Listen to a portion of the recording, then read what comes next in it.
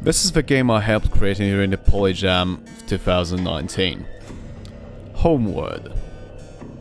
The game has been created within 48 hours as most Game Jam games tends to. This version is also referred to as the prototype in my conversation with Art Games regarding the continuation of the development of this particular game. Let's start the game, shall we? The game starts with the mansion screen. This screen serves two purposes. First being, of course, showing the interior of the main character's mansion, but also to showcase how many resources the player has and the available actions he can take. In this version, the available actions, of course, provided player has resources, are rest, explore, upgrade alchemist table, and upgrade workshop to level 2. The main goal of the game in this current version is to build and upgrade the altar to a certain level. It is of course the simplification of the concept of finding clues and researching a ritual that player's character must perform to finish the game successfully. Player has 10 days to achieve his goal in this version. He also starts with 4 food, 1 scrap and 1 gem. Either running out of time or running out of food is equal to failure. The first meaning that the mansion has been discovered by monsters, and the latter meaning that the player's character starved to death. Right now I have chosen the exploration action and I'm going to end the day, thus starting it.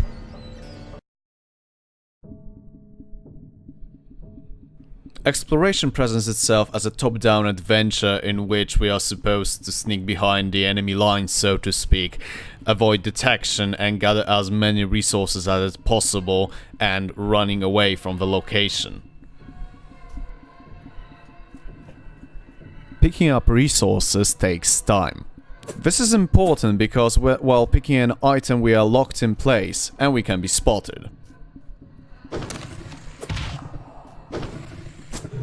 Getting spotted and thus fighting with the enemies is being discouraged in a very simple way. The enemies deal a lot of damage. Some of you might have already noticed there is this white sphere surrounding player characters while he's moving from time to time. It is the graphical depiction of how far travels the sound, how loud the player's character is while moving. In the prototype, monsters operate based on 2 senses, their sight and their hearing. Their AI is quite simple. If the monster sees the player, he starts chasing him. If he hears the player, again, the monster gives a chase. It is entirely possible to completely avoid a fight, and it is also most preferable as it nets the lowest damage taken for the player and thus ensuring his survival of the mission, but you must be smart about it, smart and cautious.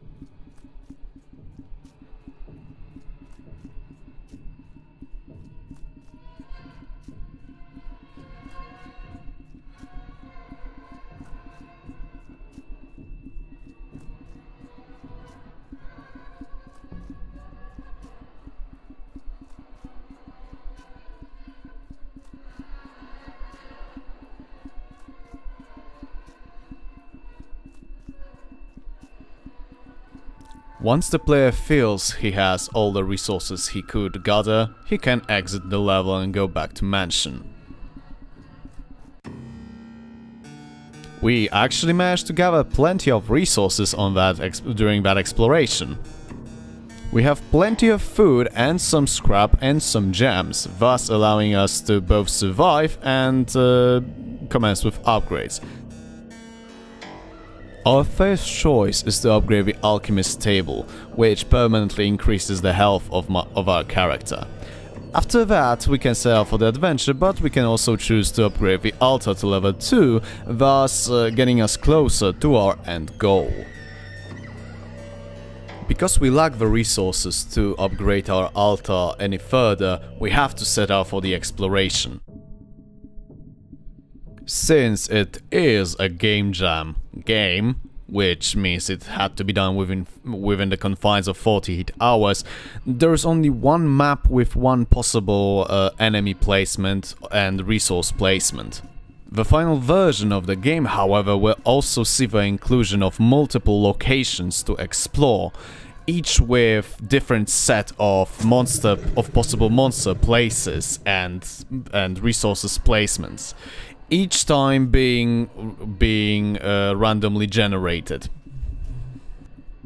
The final inclusion will also include additional weapon, the shotgun, being the last resort tool in case of having no other choice in defending your life. It will also have a greater emphasis on stealth, with the inclusion of the threat level mechanic. How will the threat level mechanic work? Well, it's quite simple. Each time the character is being detected by monsters, it's gonna raise the threat level, thus making the game harder overall. The higher the threat level, the more monsters will spawn on the map during the exploration. The higher the threat level, the more random encounters, which may yield both positive and catastrophic results, will happen when you are in the mansion. And finally, if the threat level crosses a certain threshold, this means that player's mansion has been discovered by the forces of evil, forcing him into a siege. You don't want that without the ritual complete, because if that happens, well, your character is certainly dead. This video has been the showcase of a prototype I created during the Global Game Jam 2019. I hope you enjoyed watching it, and hopefully we will see more of its development in the future.